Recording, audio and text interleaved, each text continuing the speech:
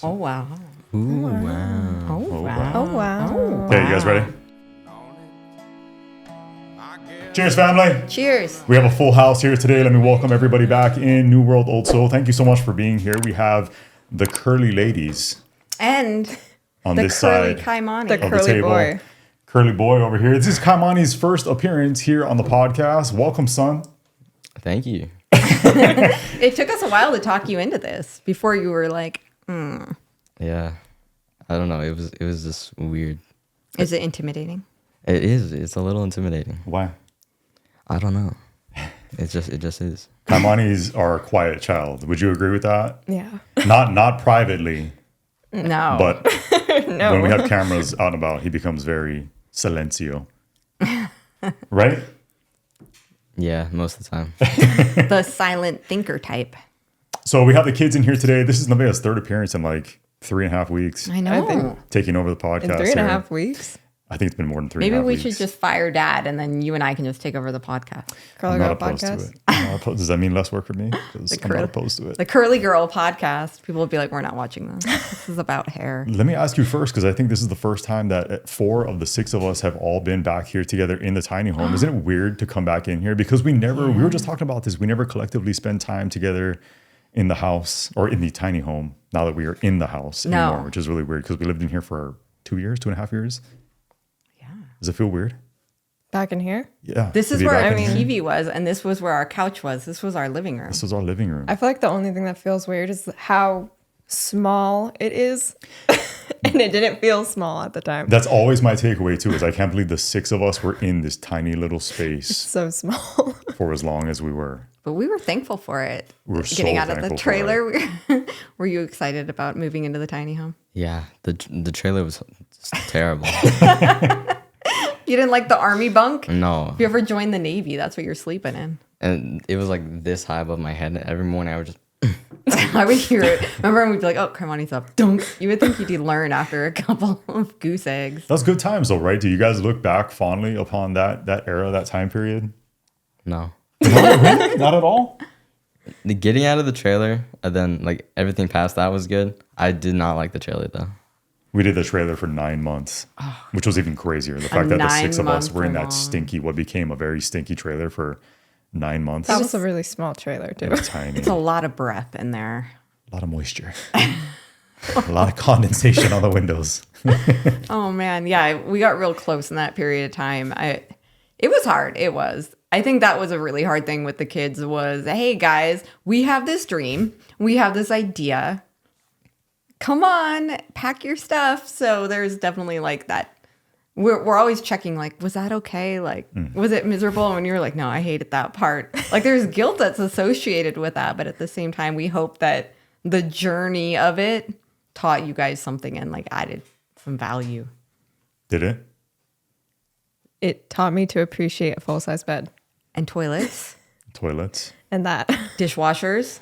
Oh, my gosh. Dishwashers. I miss the dishwasher so bad when we were in there. I don't think there should be guilt that comes with that because like it wasn't that bad. You just said you hated it. And now you're like, no, Mom, it's okay. Don't Yeah, feel but guilty. it wasn't that bad. Do you think that it taught you anything? I can't think of anything. Really? You learned nothing through that process? I'm sure I What have did. you learned through this entire process of like doing something crazy, stepping out? Like, has it encouraged you guys or has it scared you away from like going after stuff? No, I think it made me a lot more comfortable with like just taking chances on stuff. In That's what good. way? It might be like a false sense of security just because it kind of worked out with us. Yeah, it doesn't always work out, but Yeah, but just because there is a chance that things don't work out favorably doesn't mean that you should shy away from jumping at the opportunity to pursue something. yeah. Yeah. I guess what we were kind of hoping you guys would figure out is that it's okay to be uncomfortable. Like we had a big thing, like if are we gonna die? Like that was a big thing, and we weren't even joking. Like we could move out here and we could fail and everything, but it was always like, yeah, but are we gonna die? Like we're not gonna die. So like that you can be really uncomfortable, and that you can do without a bunch of things if you're working towards a goal, and it actually motivates you more to be uncomfortable in a way because you're trying so hard to dig out of that that you work harder. If you're really, really comfortable, like if we had gone and rented a house or something and we were super comfortable, the drive would have been less. Yeah. Yeah, I guess from a parental standpoint, that's always been mom and I's hope for you guys, is that this entire experience could kind of serve as an example of taking a big leap and risking it all to pursue your dream, no matter what that might be, right? No matter how insurmountable it you perceive it to be, and not allowing that fear of failure to stop you. It's really important. Even if you are to fail, there's so much good to take away from that, right? Life lessons, and because this failure means that you get to do better the next go around, next opportunity. So there's nothing wrong with that either. So keep that in mind moving forward as you guys get older. Please, I would urge you. Yeah. Failure is a part of success. It is. It's part of the recipe for sure.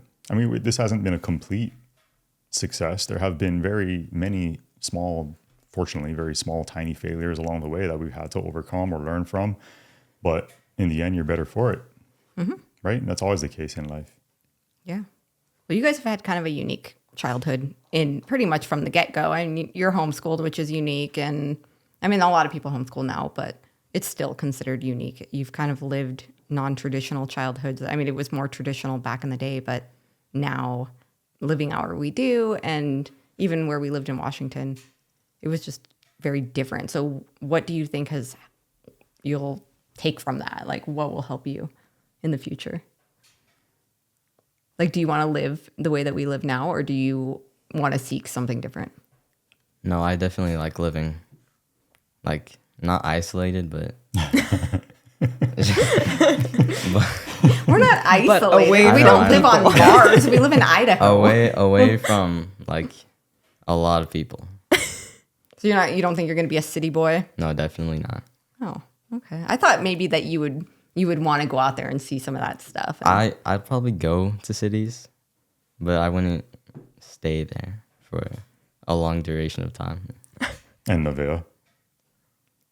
Same. I wouldn't live in a city, but I'd like to go see cities, travel to places, but then leave. Yeah. Yeah. You get to do all the fun stuff that a place has to offer, but then you don't actually have to stay. So Yeah. Nothing wrong with that. Yeah. I know. I guess I don't know. I assumed one of our kids would be like, forget this lifestyle. I'm going to the big city. New York. But so far, no one's really trending in that direction, which actually surprises me. Let's talk alpha, beta, sigma once again. Oh my gosh, we had this conversation. Touch upon that? This came up in our household yesterday. Yeah. The differences between a alpha versus beta male. Clearly, Kaimani, Look at them guns.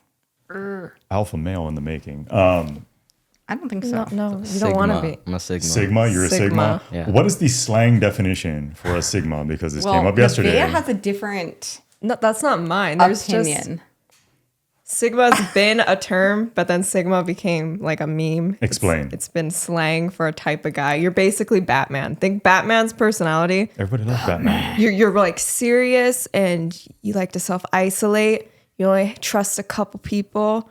You're like What's wrong with that? the world's a dark, cold place. No, I disagree with that.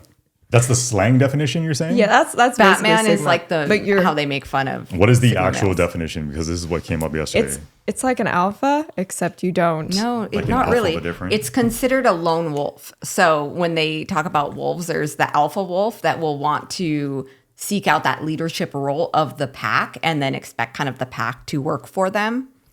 And then the betas will just follow the leader, the alphas. And then the sigmas are the lone wolves. They're the ones that will go off either on their own or they'll go out and start their own independent small pack.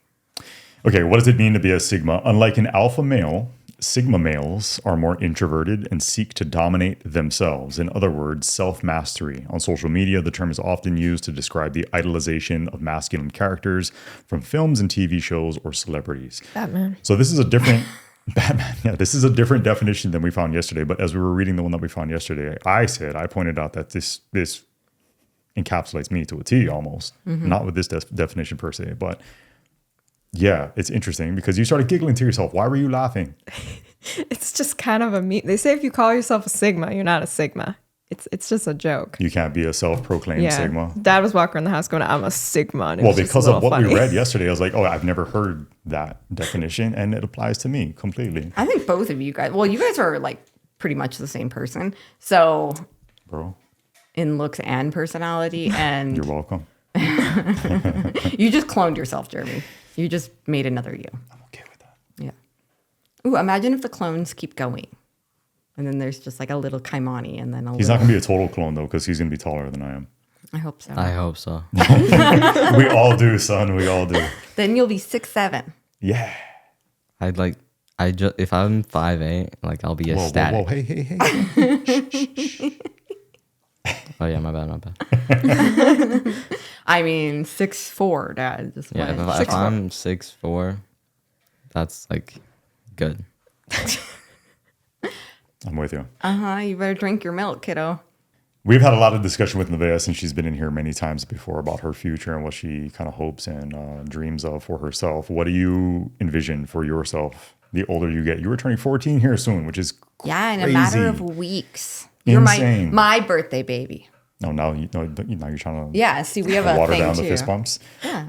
What is it you envision for yourself in adulthood and your late teen years moving forward? This is kind of crunch time, man. In the next 4 years is we got to take you from being a young man into an actual adult man. Yeah. What do you think that's going to look like?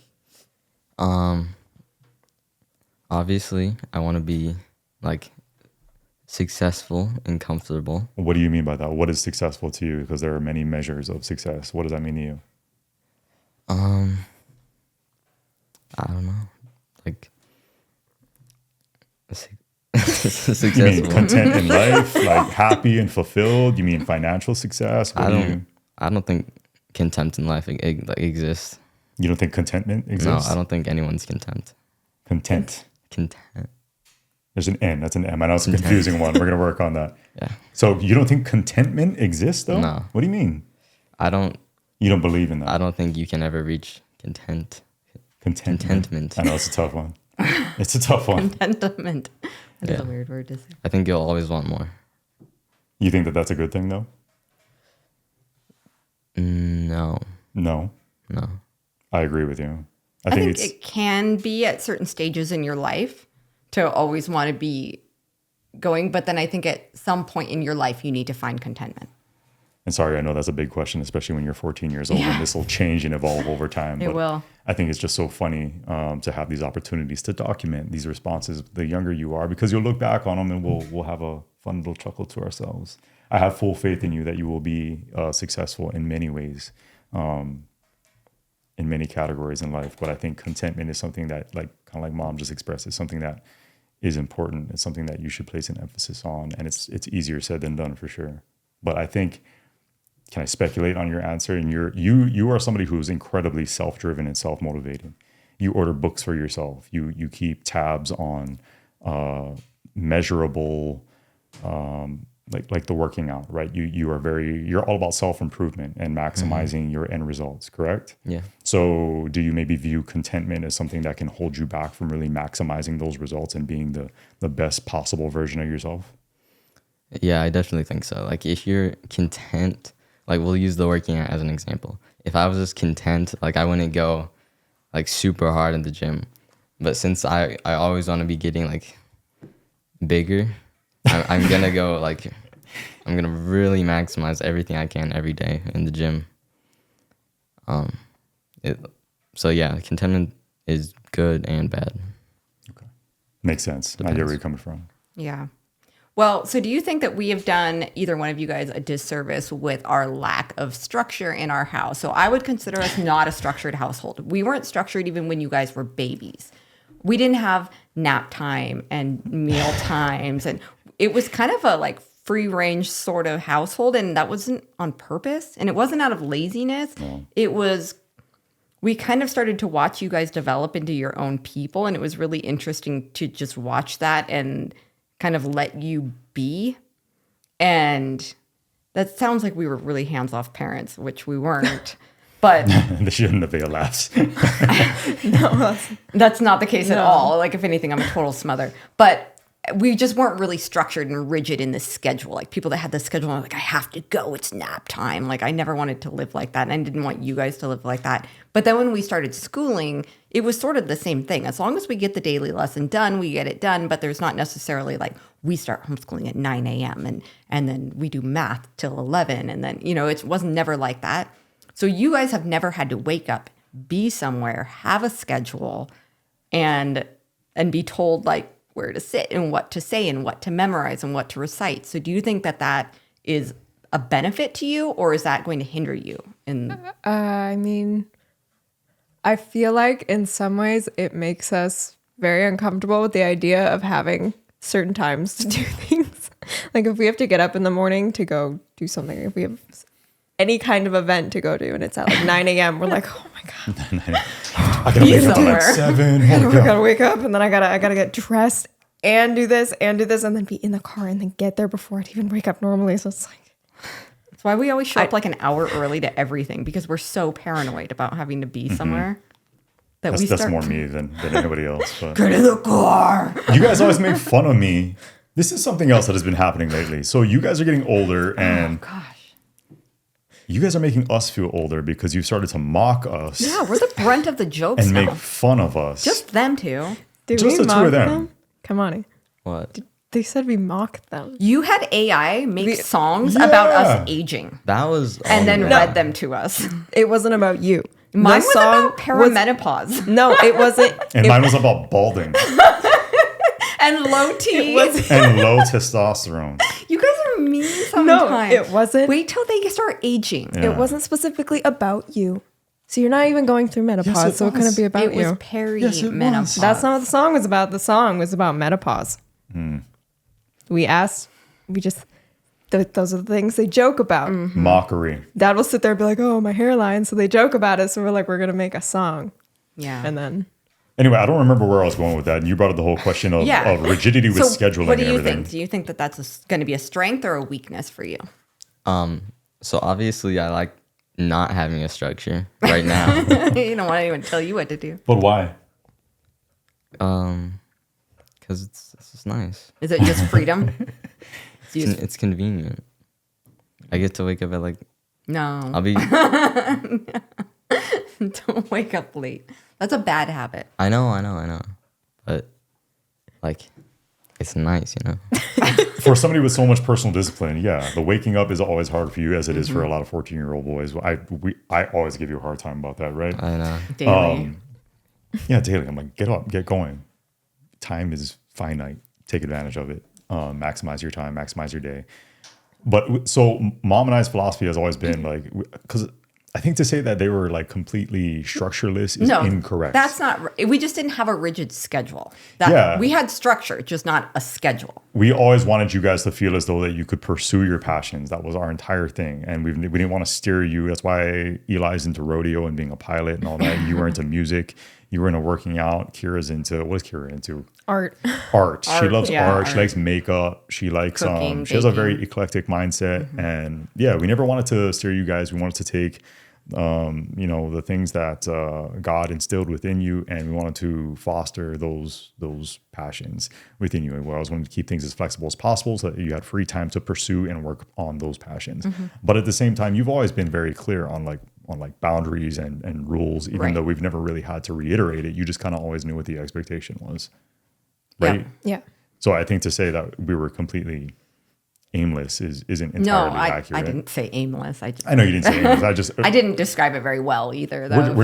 We haven't been very casual parents, but we've definitely given you guys a lot of freedom and leeway. Right. We wanted you guys to make a lot of your own decisions on things that you should make your own decisions on, or things that weren't dangerous for you to make your decisions on. We didn't let you just eat whatever you wanted, because that's stupid. And you guys would pick really bad things.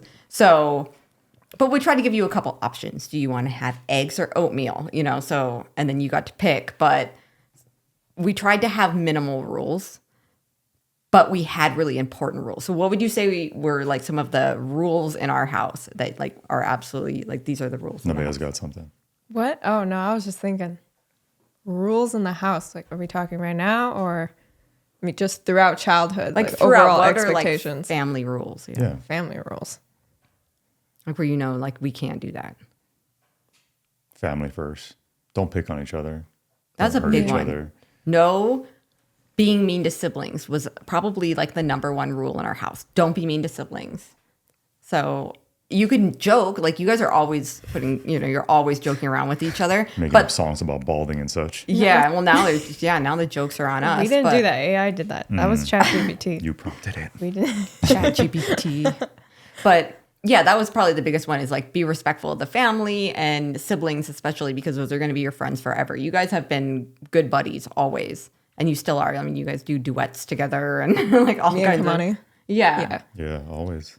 And I think never ever making fun of a sibling or revealing something about a sibling in public. Like never humiliate someone from the family. That's one thing. There's different, like we would fight really bad sometimes. And there's that kind of stuff, but there's just the underlying, it doesn't matter how mad you could be at someone. If you are in public or something, you never, ever put the other person down. Yeah. Ever. There's always, I mean, you could be in the middle of a fight and really not getting along, but if someone else outside of the family says something, you come to that person's defense. Like you don't 100%. Push them off the swing. Yeah, that's different. Yeah, tell that I story. did that. Tell that story. Oh, that wasn't pushing off the swing. That was for something else. Or that was pushed someone tried to touch your purse. How about at the consignment store? Yeah, there was this little play You area. were asked to leave. In the no, the lady was on my side. No, she wasn't. She She still told me- separated us, but she told me She told me you couldn't she come was back. on my. How old were you when this happened? Kaimani was probably like 2. I was probably 6, 7. He was a toddler. Okay, so mom takes the two of you only, correct? Kira wasn't around yet. Yeah. To a consignment store for clothing. As we've spoken about, this was a regular occurrence. This is where we got clothes for a long period of time. There was a little You went in the little kid play area. like a That was baby before I jail feared all box. bacteria. And then there was another girl who was probably like 10. She was too old. And then she had a brother that was probably my age. And then Kaimani was just a little toddler, and he had a habit where he would drool all over, just constant. I drooled. Oh, yeah. Yeah, you were a big drooler. Drooling everywhere. And then she said something about that. And then I kind of like gave her a look. And then she said something about how she was going to take you and send you into outer space until you died. She was a psycho little girl. Okay. I was justified. Yeah, that's weird. And I told her if she was going to make fun of my brother, I was going to pick on her brother. And then she kept doing it. So then I shoved her brother. But You shoved her brother? but I he thought was you saying- shoved her. No. The brother was Eye laughing. for an eye, Jeremy. He was also, I warned her. How old was the brother? My age. You're all 6 months old. I'm all shopping. No, he was like my age. This is that So he was unstructured also parent. laughing. He was also in on it. And I Okay. got mad. And then the lady separated us. Yeah, she went and found me in the store and she's like, your daughter has shoved someone down. She can't be in the play area. And what'd you say? I was like, what? I don't know. I don't remember. She put me by the books. There were so many occasions of Nevaeh getting into it with other children. Sometimes for the brother, sometimes for, I don't even know. Nevaeh was she didn't put up with anything. I was justified always, though. I was justified. Yeah. What have I always told you when it came to any kind of physical confrontation? What has always been my advice or rule to you about that? Don't seek it. Don't seek it out. But if there's ever a situation where you feel as though it's appropriate for you to defend yourself by being forced into becoming physical, then I will fully support you on that. So far as you Right. can explain yourself and explain your actions, I'm with you. There's a time and place, and unfortunately, there are moments, not necessarily when you're a small young child, but moving forward, especially coming into adulthood, We where told her to defend her brother. yeah, try to avoid it at all costs, but that's not always the case, right? And given my Yeah. background, I've always told you there's such thing as a justifiable use of force. Not to Yeah. go back to my law enforcement terminology, but if you're protecting yourself, if you're protecting your loved ones, if you're protecting your younger brother, I will support you so long as you are acting justifiably. Kaimani got into a little shoving match Yeah. a while ago. When was that? Kira's being picked on. Explain.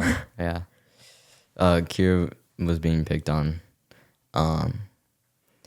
I shoved him. I shoved him off. I shoved him off a trampoline, and then he fell onto the grass.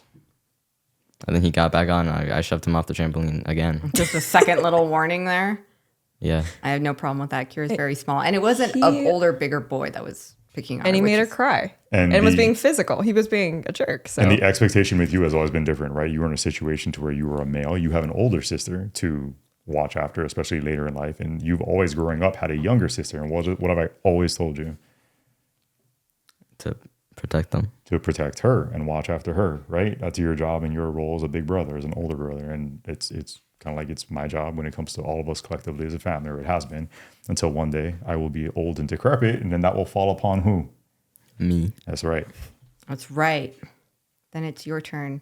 Yeah, this is a weird age for me with you because just this year you've grown so tremendously. You went from being quite a bit Gains, shorter bro. to being significantly taller than me, and that's really weird to give birth to this little baby and then all of a sudden it morphs into something bigger than you.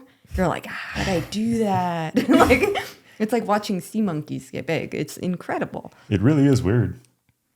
we're sea You monkeys. just call me a sea monkey. You're my little sea monkey. You just started like a little dot and now you're bigger than me. It's really weird. You won't understand till you What have kind of kids. sea monkeys did you have that were getting bigger than you? No, I mean, that'd What be were you feeding your sea horrifying. monkeys, Melissa? People. Okay. Wow. Dark. That's the only way they'd get that big. It is weird though. I know it's probably not weird for you guys. Is it weird for either one of you to see it in each other? It's weird with him because he's younger than me. And Yeah, now now he's he's taller and bigger bigger than than you. you. Yeah, that's weird. Yeah. I mean, Kaimani and I have been working out together and stuff, and he can keep up with me no problem and is probably superior to me when it comes to things like running, like sprinting and stuff, right? Yeah. Yeah, you've exceeded my. You can run farther than me though. I can run far. I ran 10 miles this morning. Woo, I'm feeling good about Not it. so low T after all. That's Chat right. GPT. Now who has the low T? Yeah. Nevaeh. I didn't write it. She doesn't have any low T. Chet. She prompted Low it T now, Nevaeh. because she made up the song. She prompted the song. Oh, I see. I think she That's what I'm saying. She wants low T. Yeah, I think so too. Yeah, those beta males, right? Oh my gosh. What? No, in myself, I think I want low T. Oh, for sure. Oh yeah, no. Yeah. Well, she does like little spoons, so Hey, in today's day and Little age, spoon? at The any little given spoons. time, if you We were- decide to change your mind, you can do so. I think that's so funny that the beta males are the little spoons in this house. There's a couple other people that heard us call beta males little spoons, and now they're calling them little spoons. That's what I'm they're like, called. I love it. We were talking about him starting like his own protein shakes and like stuff around working out, like a whole line of stuff. He could call it Big Spoon Apparel for alphas. That'd be That's a hilarious. pretty good idea. See, he liked it. I'm gonna be his momager too. You could do a female line. Nobody It's can a use little that. spoon apparel. Nobody can use that. Trademarked. It's mine. Dude, Copyrighted. if you did a women's line, they could be Little Spoon, and Yeah. then just feminists everywhere will just be like, "Would you call us?" Patent pending. Women don't want to be the big spoon. I can't big spoon your father. That would just be weird. Legs all like, it would be weird. It would be uncomfortable. You're not a cuddler, so that's not a concern. Yeah, I know. Well, I was with the kids, which has been a hard transition for me this year because I mommied the junk out of all of you. Confirmed. Especially the boys. Like I really coddled the boys because little boys are all about their moms. Like for the first 6-7 years of their life, it's mommy. And they go to them for everything. Mommies make everything okay. And they get out of bed. Like the first thing you would do was wait for your chocolate milk. And then you would snuggle me and you would watch your cartoons. And I would try to get up and you would grab my shirt like, don't move. And it was like this routine. And then like when you started soccer, it was mommy. Like you were always making sure I was watching. And then all of a sudden there was this switch at about 7 or 8 years old. I'd go in for the hug and you would kind of like there was almost a recoil. And so it was not personal, I know. And I know that every mom experiences that with their sons when they become about 8 years old. I'm going through it with Eli now. He's still kind of mommy, but not nearly like he was. I was going to say, I don't know why you're speaking about this in the past tense because you still smother that boy. Yeah, he's my last one. You let me have it. She's I really have like dragging 6 it on. months. What did Just you let say? me have it. She's really dragging the last one on. Yeah. She's cherishing it. Well, it's hard because I just heard this guy speaking about moms raising sons and how it goes from where they want that from you and how they need that, and that's how they learn to be loving, caring individuals, and it actually makes them more confident and strong when like the mom is there and they feel like they're behind them. They had a great mother growing up, but then it gets to a point, and it's pretty early on, like 7, 8, where you start to insult them. Because when you're trying to mommy them or you're trying to fix their problems for them, you're telling them that they can't do it, and that actually hurts their masculinity. It's not always good. And I'd say it becomes, you after reach a about- point where it's detrimental. Yeah, after about like 8, it's like you have to start watching and taking more of a watching role. And now you've moved in and do most of the parenting with Kaimani, which is hard for me. It's so hard to watch. I'm like, my baby. Yeah, but the same thing applies with Nevaeh, right? Yeah. And it, I don't know what age that starts happening at, but yeah. Yeah, you were more of a daddy's girl like when you were little. Mm-hmm.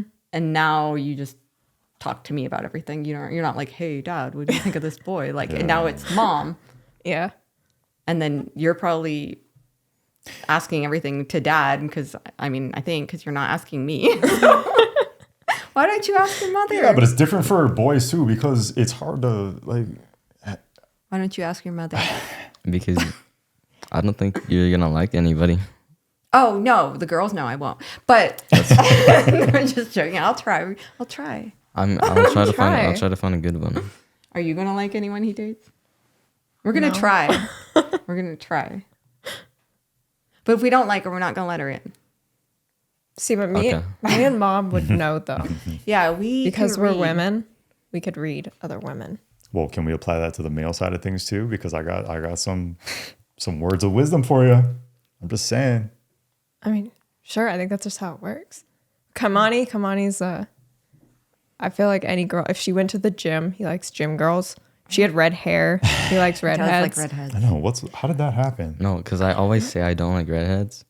But then if I see one, then I do like redheads. Like yeah, then he's like, she's beautiful. But it has to be a specific type though. Like not too orange. I don't know. You met one girl at 4th really of July. orange. The redhead, she was really orange and freckled and everything, and like really orange hair, and you were like, she's beautiful. I like freckles. And she really was. Like, she was super cute. Every redheaded girl we've ever met, Yeah. like since you've been born, every single within your age range, even kinda redhead, you've just been like, she's the most gorgeous woman I've ever seen. That is As so a funny. toddler, Yeah. he liked redheads. He would like, and then you played with a redhead on soccer team, and you were just like, No, I still say to this day that I did not like her. Her little watched sister, you her. did. I Where's your didn't. little No, sister? I didn't. I still defend that to this day. well, you haven't actually started dating yet, but that's going to be another hard step for me because it's different. Dads struggle when the daughters start dating. Moms struggle when the sons start dating. And I think the psychology behind it is that you feel like a new person is moving in on your turf. So when a new man enters your daughter's life and then becomes their focus, that's so almost like insulting and hard for the dad because eventually they are going to replace you as protector. And Yeah. I feel the same way. Eventually a woman's going to replace me as the person who Nurtures. nurtures and cooks and makes sure you're okay and make sure that you're happy and supports you in everything you do, that eventually some woman's going to come in and take my place. So yes, I'm going to be hypercritical of who that woman is because I want what's best for my son. Yeah. But like, you have to keep that in perspective. I think that's true, but only to a certain extent. I just want to make sure that you guys find somebody that's just very well suited for you, Yeah. I guess. And it doesn't ultimately come down to, sure, like I have my own personal preferences, but ultimately it's your decision. Right. And yeah, for my daughter, I want somebody who, will kind of take on and fulfill the roles that I feel I've always played for her. And it's probably the same as a mother. You Right. want somebody who's going to take good I care need to make of your sure son. that I can step back confidently. Right, And that exactly. this woman's going to step up. I need to be reassured. Yeah. If that makes sense. Does that make sense to you? Yeah. So when I'm like critical of a female or something, like really, like if I have some legit concerns, you're going to listen to your mom, right? Like legitimate concerns, not like, she's sassy or something. I got you, bro. Don't worry about it. I got you. You're like, look at the way she loads that dishwasher. No, Psycho. she's psycho. She puts the plates facing the walls. Like there's no organization. Can't I'll live talk with to a her. woman like that. I'll talk to her. I'll She's make not sure I fixing smooth that. things over. What if you It'll be agree? fine. If I agree with you, You'll probably. then we're going to have a serious problem. I feel like when you and I both, we're so different, you and I. Yeah.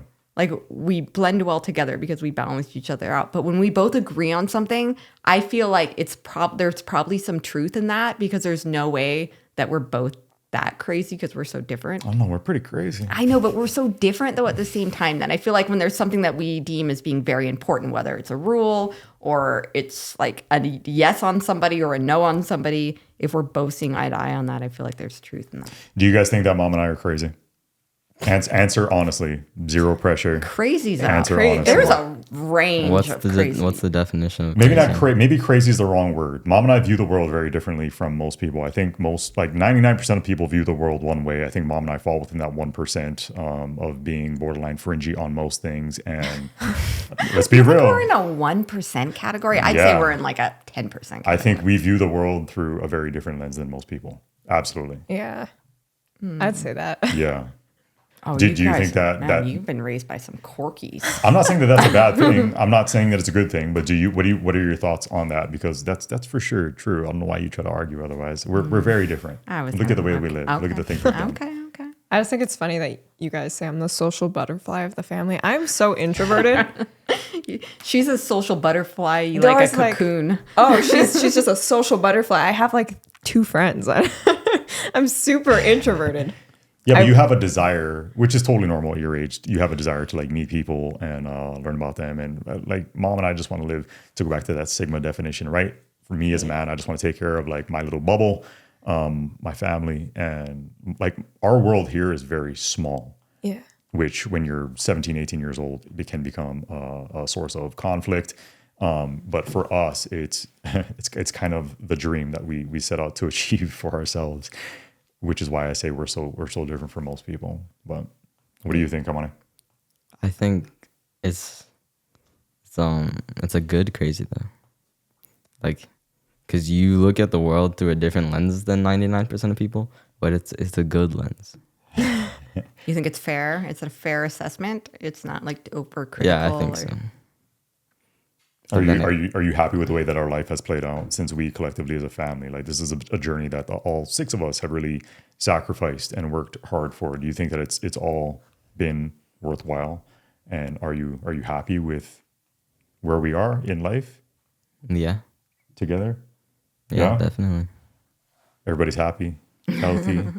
Happy, healthy, and together. together. That's our mantra. That's always been our little good night prayer. Taking a quick second away from the podcast episode to talk to you about the sponsor of today's episode, Delete Me. It's been well over 6 months now that we've been telling you about Delete Me. It's been a great relationship, and online security is something that's very important to Melissa and I. It's been a little disturbing how much Delete Me has found when it comes to our personal information being on the internet, but they've done a great job of removing it. Yeah, something that we didn't realize before working with Delete Me is that there are data brokers out there that collect huge amounts of your personal identifiable information. They will use public information sites, government sites, even your own social media. They will collect your birthday, your past addresses, your social security number, and even your family members. They will then package it all up, license it, and then sell it to other data brokers, big corporations, and even scammers. In just the last 6 months, Delete Me has found well over 100 different data brokers with our personal information, and their privacy experts took it from there.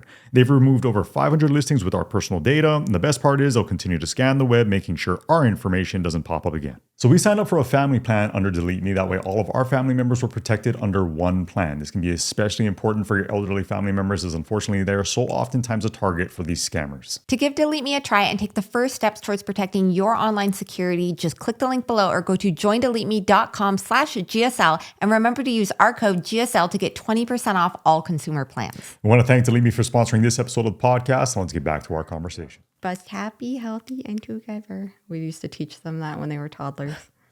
It's been a long journey though.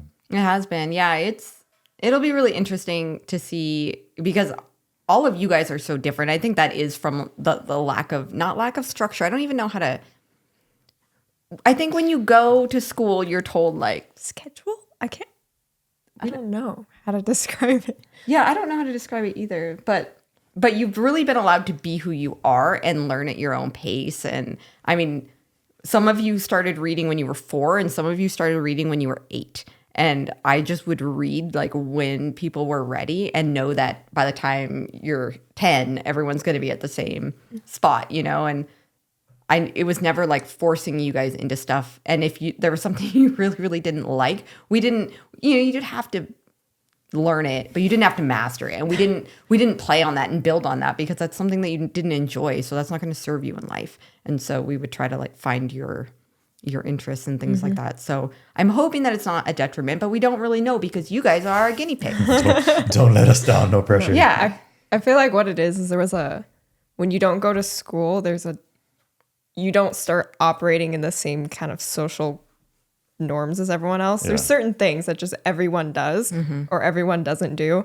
And when you don't have exposure to any of that and you're not forced to kind of have these like social confines, your mind goes to whatever it likes. Yeah. Yeah. You become your true self. Yeah, you just expand on whatever it is that you like. You're not getting that social feedback that's steering you in Yeah. a certain direction. Or you're like, I really like this, but I'm not going to pursue it because I might be looked at as being like a nerd or something. Yeah. Right? Here's how I would describe our parenting structure is there are very hard boundaries. Like picture a circle. Like you are to operate within this circle. These are the boundaries. Within that boundary, Go wild. you have freedom. Yeah. Don't go outside the boundaries though. Right. Yeah. Right? Does that make more sense? Yeah. Yeah. Yeah. Yeah. I think that makes sense. Like you let him grow his hair like that.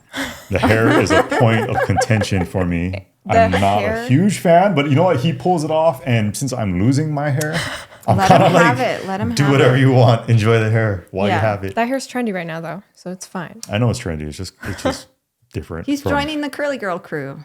Yeah. That's why I did my hair curly today because the outcry, to wear my hair curly. So I figured since you were going curly and you were going curly that I would be curly. I'm always going curly. I know. I told her it looked good.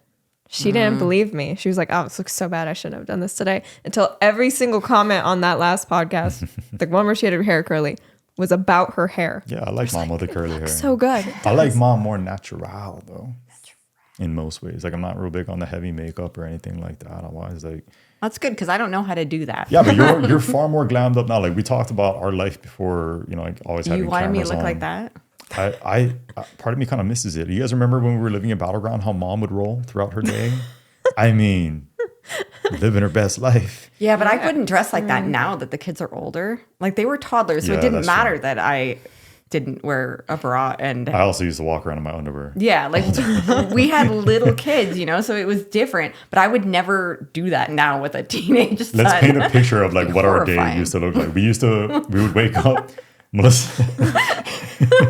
Melissa and I would always wake up first, and then we would have our coffee and we'd go on our morning walks. I would stay in my boxer briefs. We'd go walk outside. I'd be drinking can't dress coffee. like that now. You would have like a tank top, right, and your little boxers, and that's how we just rolled until like noon on a day off. Yeah, that was good. That wasn't unusual. Yeah, but I don't know. I mean, eventually you have to find some structure.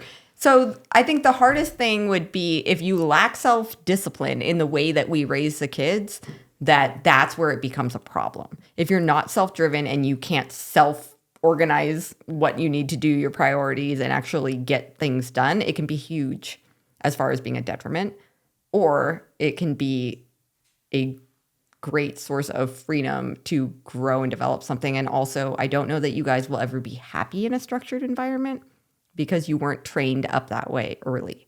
I think you have to be put into school and trained to, this is when you eat lunch. This is when you sit down. This is when you shut your mouth. This is what you memorize. Recite this. It's like a workplace. Stand in line. It's like a factory. And if you don't do that, if all of a sudden you get a job in an office and they're like, lunch is at 11:30. What are you doing? You're going to be like, what? So do you think that that's going to be hard, or does that just encourage you to always be self-employed? Yeah, hopefully I'm just self-employed my whole life. Yeah, that could be tricky. That's actually a fear of mine, is if you do seek out something that is more structured, that you'll struggle with that. I mean, not that you're smart. And it's not like you can't learn to be structured. Obviously you can. It's also part of self-discipline. But Yeah, Kaimani's great when it comes to the self-discipline stuff. how about you? Can you be told what to do? Told what to do? Yeah. I mean, yeah. Yeah, I think that they could probably adapt. It's just you worry about every choice you make as a parent. So you wonder, okay, we made this choice. we agreed on this, or this is how this played out. Like, is this a benefit or a detriment? And really only time tells. I can't wait to see how this plays out for you guys in adulthood. I can't wait to see what you become. It'll be so interesting to watch and think back to the way you were raised, the way that we did things. And then mom and I get to have the discussions about where we went wrong, where we went right, all that. You can just sit there and gossip about us.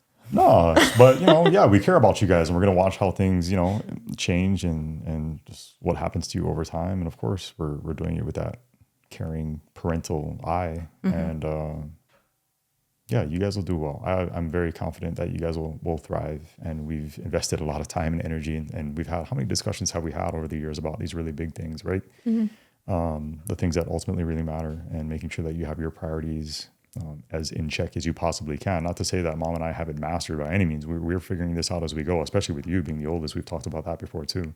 But there have been a number of life lessons that we've learned along the way, and we've always tried to impart that same wisdom and lesson upon you, so that you hopefully know when you encounter it how to best deal with it. But ultimately, it's going to come down to you guys, because you don't really have a lot of excuses. You could say, oh, well, our parents moved us out into the middle of nowhere and we were homeschooled, and you could bring up stuff like that. But really, you had a mom and a dad, which is a huge benefit. A lot of kids don't have that. And so when I'm off base or over mothering or, doing something like that, he's there to say, back off, stop.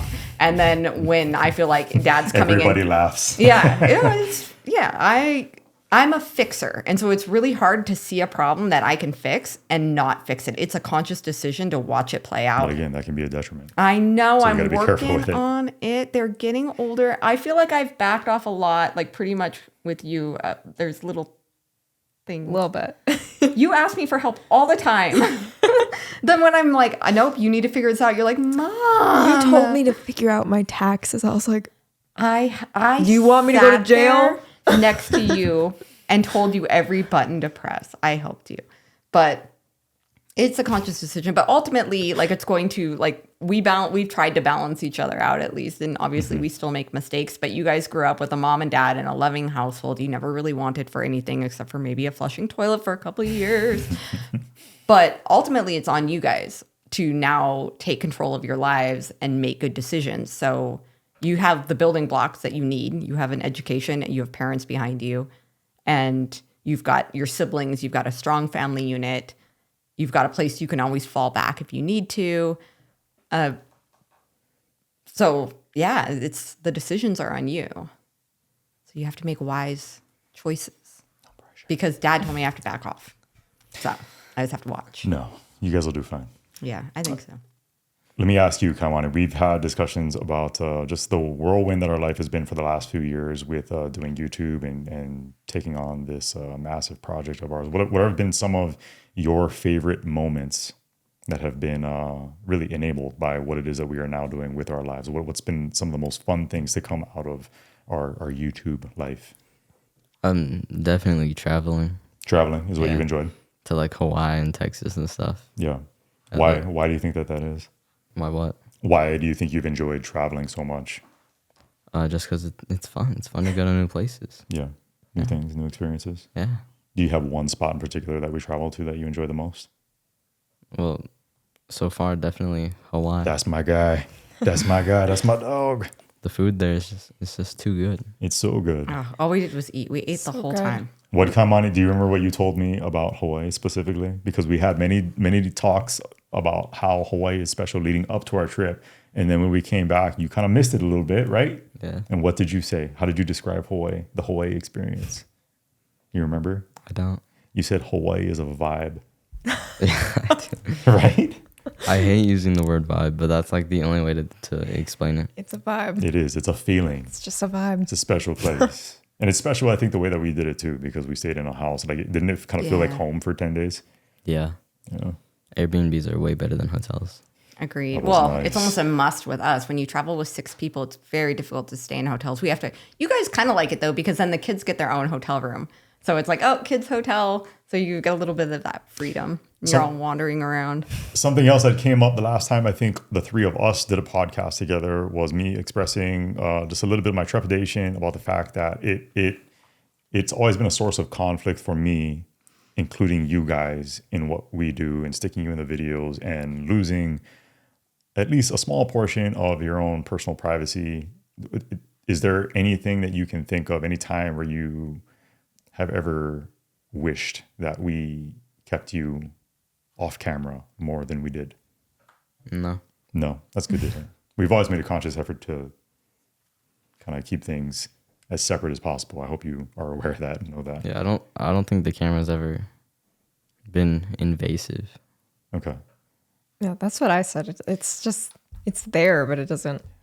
I'm glad that you guys feel that way. It's probably just more of an internal like paranoia on my part because you hear of it going wrong so oftentimes with young kids. It's not a normal environment. It's not the same situations either. Yeah, it's not like reality TV. I get it, but and I think that's the massive perk of what it is that we do, and what you are now doing is that you express yourself, right? That moving forward, you want to make sure that you have a plan and you're able to shape and mold what it is you choose to share and what you hold back from sharing. So. If we ever relinquish that control, like there have been opportunities to do in the past that I'm glad we didn't take. I don't know. I just think it's so important to always keep that at the forefront of your mind if you decide that you're going to continue to pursue this. And as you get older, you get married, you start having children, you guys start families of your own. Just be mindful of that. Yeah, never give up control. I think that's been a lot of the way that we raised you guys is like stay independent. Take care of things on your own. Don't ask other people for things. And I mean, obviously, you can always ask your mom, but like, I won't be there.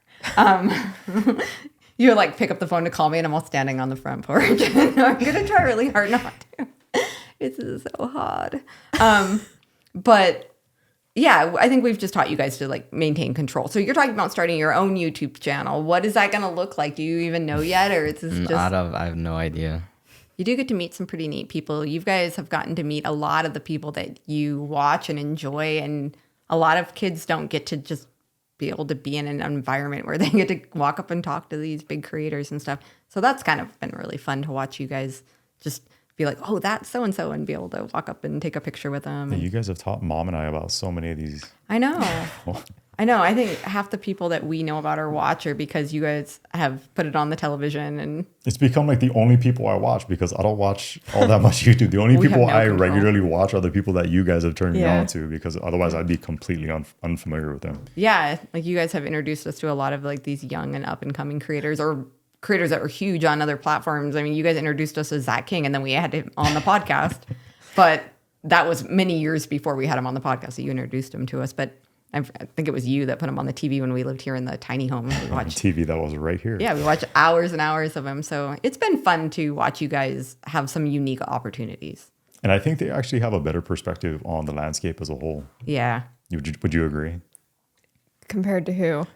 Just anyone? I think you have a better sense of like the space that we actually operate in than Mom and I do, because we're just older, and you guys are young and fresh and hip, and you know what's cool and what isn't. Mom and I have just kind of trudged forward like, hey, this is what we're doing, and that's pretty much the extent of it. Yeah. We're not ever trying to be trendy, or I don't think we could if we tried. No, we couldn't. Don't write a Chat GPT song about that. I'm not gonna write a chat. Mom's trying to be trendy. You guys were making fun of Mom last night too. You remember what you were saying about Mom last night? What do you say? Oh, okay. What do you say? The pain tolerance thing. We said, because we were talking about how she had a home birth. We're like, we can't believe Mom did that. She had that much pain tolerance because if she stubs her toe or something, it's that hurt. The Mambo gasp. Yeah. Sorry, Mambo. Her and my grandma, they've got this gasp. Every time something happens, they gasp really loud and it scares everyone. Everybody freaks out. Melissa will do it for the small, like a fly is coming in the door. Eli you tripped have to once. warn people. He didn't fall. He just stumbled on his feet. She went, and we're all like, I have jumped out of bed. I have literally jumped out of bed at the sound of her gasp. Like, what's going on? Something wrong? You should know at this point nothing happened. But what was my response to you guys when you were trying to make mock Mom? We weren't making fun of Mom. We know she's got a crazy body that can have home births. Whoa. No. It's the pain tolerance. You're not making this any better. No. It's you can withstand crazy things. I gave birth to a 9.8 Yeah, pound baby, that's and I didn't crazy. even wake you two up. We didn't. just sleep really heavy. Nothing wakes me up. Nothing wakes Kaimani I up. sleep right through alarms. Not even lunchtime. I have shaken Kaimani in his bed, and he's still Remember when will the not wake fire up. alarm was going off in his room, and we're all trying to figure out how to turn it off? He's like, Oh, the smoke detector? Yeah. Yeah. No, remember when Eli fell out of bed and he was like screaming and crying on the floor? And I'm pretty sure I kicked him out of the bed and I was just sleeping. You kicked Eli out of bed I think so. I'm not 100% sure. onto the floor. back when you guys all used to sleep in the same bed, even though we had all these rooms and all these beds. Every single morning, we would wake up and you would all be on one full size bed. Tell us Every about morning. some of the stories about how you guys would sneak around the house in the middle of the night while Mom and I were sleeping. Dude, come on. Do you remember getting brown sugar out of the pantry in the middle of the night? Yeah. We'd be up at like 2 a.m. Eating brown sugar. We would only do when the dishwasher was Scandalous. going though, because No. it would be loud. The nights where the dishwasher was going, you couldn't hear our feet on the floor. So we're like, this is the night to go get brown sugar. That was like every night. Go get brown Not sugar. always. Yeah. And This is what you sneak out and do. Eat And there was- brown sugar. there was a way to open the pantry because it was squeaky. So someone would hold it at the bottom and then we go really fast. Yeah, yeah. If you just go super fast, it doesn't squeak. And then, They you know, the brown plotted. sugar, it balls up. We'd take the little balls out and we would like collect them. And we go in the Ew. room, we'd eat the balls of brown sugar. I was hope something you we get did. diabetes. Great thing to Wow.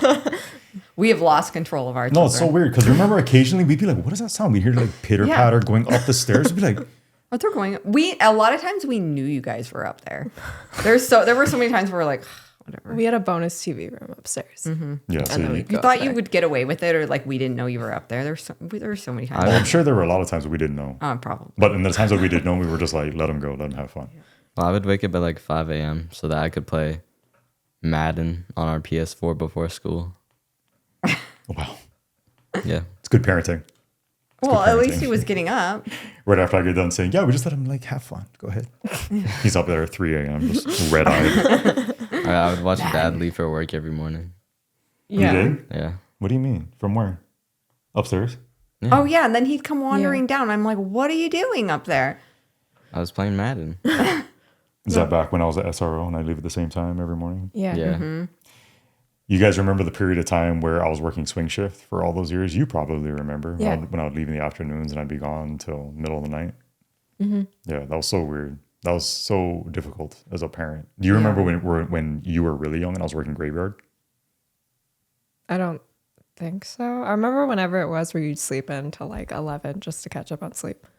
It was so hard. I'm so grateful for our life now. The fact that I get to see you guys all day, every day, it makes a huge difference. It really does. There's so much guilt that I lived with for a very long period of time when I would miss out on trick or treating or Christmas morning or name it.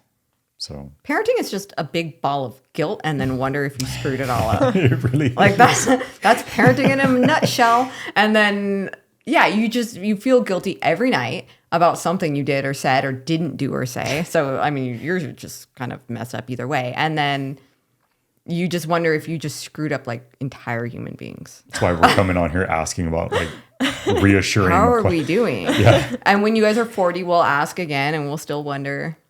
So yeah. I hope not. I hope that's not the case. I hope you guys thrive, grow up, become adults, raise families of your own. And remember, we always joke about like because Mom and I had you guys so young, we had 3 kids in our 20s. There is God willing, there will come a day where all of us are old together. Oh, that'd be weird. Isn't that weird to think about? Like, Really weird. if Mom and I are in our 80s, you guys are in your 60s, 70s, Mom and I are in our 80s and 90s. We'll be like, robot, write a song about Kaimani balding. And then the robot will sing it to you. Robot. It's so weird to think about, though. We'll all have them by then. It's totally my hope that we eventually reach a point where we all get to sit around and just joke like we are lifelong friends, because the reality of it is that we are the only people who will have spent, for you guys, literally an entire life together. Well, eventually they're going to start their own lives, and that's going to be weird. So I'm hoping that our circle doesn't break and that it just grows. Yeah, for But that sure. means that we have to accept the newbies. And I have no problem accepting newbies, and it's just a matter of. I have no problem. The eye twist. Who do you think is going to do better with it, Dad or I? You. Yeah. Well, I think on both accounts, I may do better. You're always like, oh, wait till some girl tries to move in. I think I'll even do better with the females moving in. We'll see. We're not there yet. I don't know. We'll I don't know. I don't know about the females. Yeah. Well, are they cooking you good, nutritious food? You have to teach them how to cook. What? Why do I have to teach someone else's daughter how to cook? I taught my own daughters how to cook. Kaimani likes 'Cause- specific kind of food. Fried rice, Oh my gosh. Well, and it's got to be my mom's. It's not how my mom makes it. pot stickers, or ling lings. Like what we call Okay, them. that's You know, not those are just cooking. frozen food, right? Yeah, I know. Not the fried rice. Well, I you don't make have to that. teach her that, but the fried rice and the gaki soba, that's pretty much it. Okay, so Those are the only two recipes that you want Asian me to food. carry on. Yes. I feel like it's my job and responsibility to give you some guidance the older you get here, especially in the next 4 years. Let me just say ahead of time that if there's one thing you maybe don't want to do, it's take your female romantic interests and start drawing comparisons between them and their potential future mother-in-law. It usually doesn't work out well. Yeah, then they won't like me. She cooks something for you. You're like, this don't taste This like is how my mom's. mom makes Yeah, it. don't be doing You have to tell them they did don't a be doing good saying job. stuff like that, man. Trust me. Yeah, you have to tell them they do a good job, even if they burn everything. You have to burn food for the first year. They're trying to figure it out. There's gonna be some figuring out along the way. Don't worry. We'll get. Maybe through it I'll together. teach you the recipes, and then you can make them for her. No, I don't want to cook. If you want to eat your mom's recipes, then you have to carry them on. That's your responsibility. No, I'm gonna have a girlfriend that cares about my happiness enough to learn the recipes. Okay. To be fair, I did learn some of your dad's recipes so that That's I not could the make them same. for you. That's not a mother-in-law. That's a father-in-law. Fortunately for you, I was raised by a single father. Yeah. He Yeah. only had like 3 recipes to pass on. I learned them. I learned the Portuguese bean soup. I learned the Kahlua pig and cabbage. I love I love Kahlua pig and See? cabbage. Our so children much. are happy. You don't make the Portuguese bean soup. I've made it several times and then I don't even know what that is. and See? then Thank you. and you put it over them. Anyway, I made it and the What? kids didn't like it, so I didn't make it again. Because it was Convenient. I don't remember. I don't like. I made it twice. They weren't into it. You guys think mom's a good cook? Yeah. Yes. They're not gonna say no. She's not a bad cook. No. Yeah. She's a good cook. She above average. she is a good cook. She just doesn't make that many things. I know how to. It's just because we're busy. I don't like if she makes Everybody a lot of things. settles into their How'd that Fab custard Five. pie turn out today? Well, We don't know yet. we don't know yet. We haven't tried it. I That's a like fair to have point. the. That convection oven's really messing me up. I like to have like the 6 main meals more than like a massive variety. Yeah, when I try something new, he's like, "Mom, What is this? I hate new Sad. things. Oh, it's disgusting. Because he's like me. The other day, I made too many things for Kaimani. Yeah. Yeah, that's another thing. I hate when there's like more than 2 things on my plate. I made like 5 different things. It was like a vegetable and then a salad and then we had cornbread and then there was a protein and then like a carbohydrate. And he's like, this is way too many things. You made potatoes and mashed potatoes. Because Kira wanted mashed potatoes, but I was already making roasted potatoes. He So then got- I made Kira mashed potatoes. got You know this is how overstimulated. I'm mother. Kira wanted It's the mush. overstimulation. I only like one main thing, like a bowl of fried rice or a bowl of noodles or a burger and then move some fries on the side. But you always order salad. Well, yeah, but you don't make salad with burgers. You make like tater tots. So what if you marry a woman that's like from India or something and then she makes all these different courses? It's no No, redheads in India. Oh, yeah, okay. I don't like Indian food either. Lucky for you, Irish food's pretty plain. So you just... But with most in particular, like you just have I always say you're the strength of our family. And you really are. Like you are the backbone of our family. I'm highly volatile and emotional. You are the rationale and the strength and I'm like, everyone calm down. and yeah, you've got it in you. So that's why I came to your defense when the kids were mocking. I'm like, no, you guys I have no appreciate idea. that. We were you not have no mocking idea. her. Mocking me. I know. You make it sound so You bad. were. That's You not were what we were flat out doing. mocking No. me. We were saying it's funny. There's a difference in reaction from that. She can do that, and then the reaction when she stubs her toe. Stubbing It's your funny. toe No, I get takes it. you by surprise. We when were you not go into labor, mocking. it's a process. I get Making it. it sound bad. And I'm with you on the gasping. Like it's a problem. I just get surprised. But what I was telling you was don't underestimate mom because mom's a badass beneath the surface. You don't realize it. You guys look at her as your mom. You don't see mom as the tough little thing that she is. So Tough little thing. right? Go girl. Go, girl. And dad is volatile. No, I'm just joking. Yeah, it's okay. That's not true. Sometimes It's you can totally be. true. What do you mean? I It's mean, not- so yeah, we should have Kaimani take the personality test that you and I and Nevaeh took. did we ever talk about the personality test? I Haven't we? think maybe not. Maybe I don't think we didn't. did. There's this. Have you need to take it? I didn't take it. I think it's $10 to take, and I recommend everybody take it. Everyone should take it and know about themselves because the stuff that it told me, other people have told me, and I'm like, that's not true. And then when you read it, and then you read the definition, you're like, oh no, It was spot on. it was. It was good. It's called Understand Myself. Understanding yourself. I think it's Understand Myself Yeah. or Understand Yourself. I'd probably just get the same results as dad. It's just Nah. No, it'd be different. I hope it's a not. Jordan Peterson personality test. It comes right up when you Yeah, look that just up, Google but- Jordan Peterson personality test. Yeah. And Why do you it's- say that? Why do you think you'd get the same results that I would? Because I think we're extremely similar. I think it's natural to be very similar because, yeah, I'm your dad and I'm probably who you look to as a model. But yeah, what do I always tell you? I want you to do what? You want me to be better than I want you to be better than me in every way possible. That's a really hard though because you can tell a kid to be better. You know, like I can tell Nevaeh to be better than me, do better than me, but they mimic kids mimic what they see, not what you tell them. Yeah. So what we are is so likely what our kids will mimic. It's and very become. ingrained within them, and that's fine as a baseline. But what I'm saying is I want you to take that and I want you to build upon it and do better. If we want them to do better, then we have to do better. I agree. Ideally, yeah. And that's hard. I think we should all try to be the best possible versions of ourselves, right? And it takes work. It's a tough thing to do, especially when you become an adult, especially when you become a parent. It's hard to nitpick on those things, those aspects of yourself that you know you could improve upon. It really is. It's tough to be like, hey, I'm not good here, and I could do better, and I'm going to do better.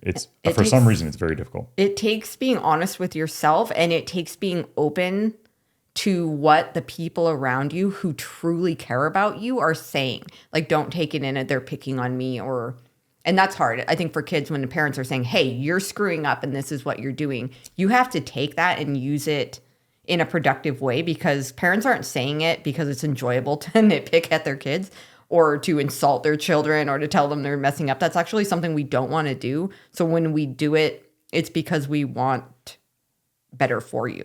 And I think that's something that kids get defensive with too. And I think spouses get defensive. When you tell me that I'm doing something that is like a personality flaw, I get super defensive. Everybody does. It's your natural instinct. Yeah, it's everyone's natural instinct. So I think like when you take a test like that and you kind of you take the test alone, you read the results, it's important to be honest with yourself to read that and say, okay, these are my strengths. These are great. These are my weaknesses. And you can, at least if you can't fix them, or you don't want to fix them, or you don't want to put that work in, at least be honest about them. So that when something goes wrong because of these weaknesses, you can say, yeah. Like, you have to at least be honest. Like, stop making excuses. Everyone has weaknesses. Just be aware. Right. Be self-aware. Yeah, be self-aware. Yeah. Yes. Something that's lacking so oftentimes with so many people. Self-awareness is hard. It really is. Because Yeah, it's hard. you want to defend yourself. So, Yeah, you don't want to acknowledge that you're imperfect. You know? Right. It's But you not don't wanna only be- imperfect, but like majorly flawed sometimes. And we all, I'm definitely majorly flawed in a number of ways. And so yeah, when I say I want you to do better than me, it's my hope that you can.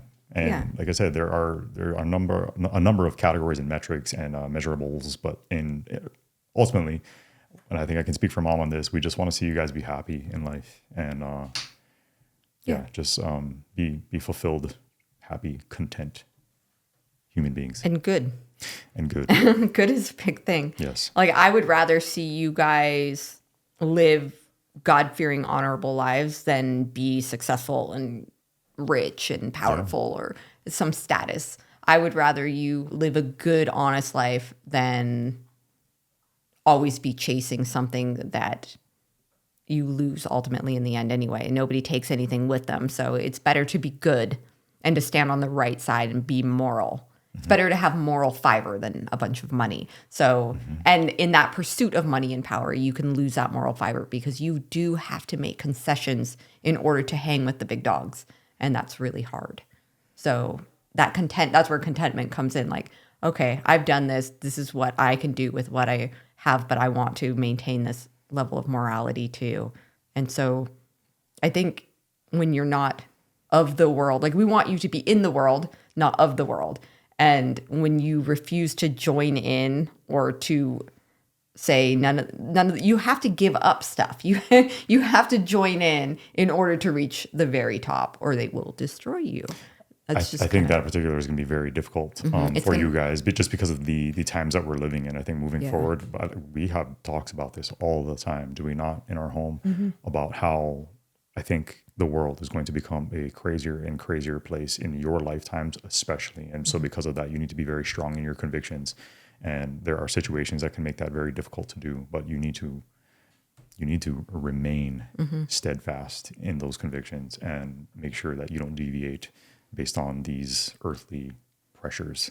Yeah, because So they important. are great. Yes. The earthly pressures, and they're shiny. They're beautiful. Like sin and temptation doesn't come in the form of a big scary devil with a pitchfork, like the cartoon. Like that's not the way that it looks. It looks like money Attractive. and women or sexy men and power and fancy houses and yachts and parties and champagne. It's so attractive. And so that's the hard thing. That's the thing about like raising kids is you put all this into them. It's perfect little concoction. And then you send your little muffin into the world and you doesn't get, Okay. why do I always go to You're baking doing analogies? it. You're doing it right now. See? You want me to tell you? Oh, the convection oven. Not a little muffin. He's a big boy. Look at those guns. I'm a big muffin. You're a stud muffin. I'm a gluten-free muffin. You had a onesie. Gluten-free.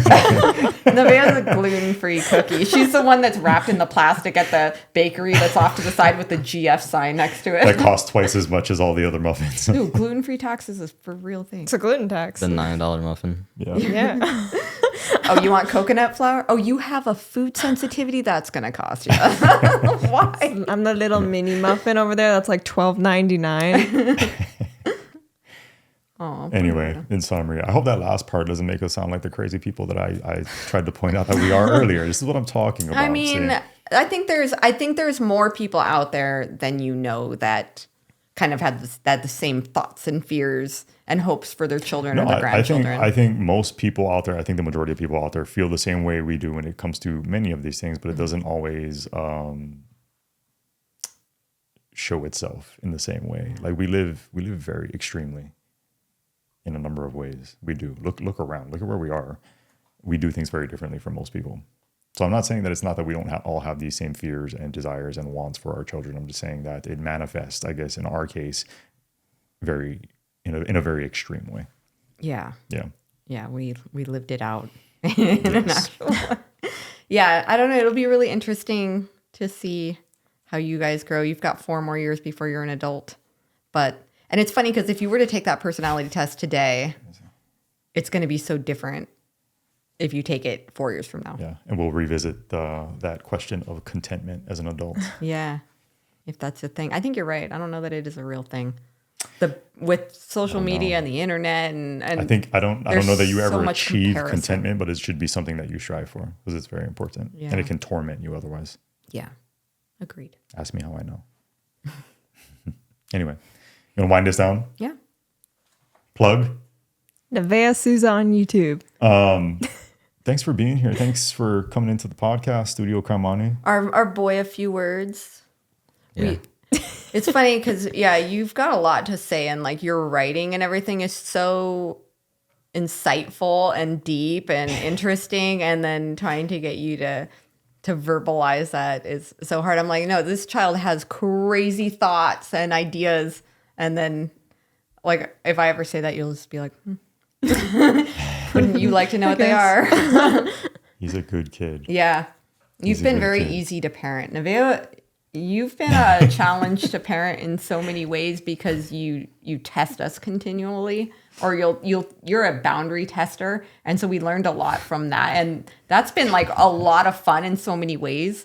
But yeah, that camera just shut down. Oh, it did. Okay. Well, we're going to wind this down. Okay. On that, though, here's my perception. I always view Nevaeh as the one like trudging the path forward for all of her younger siblings.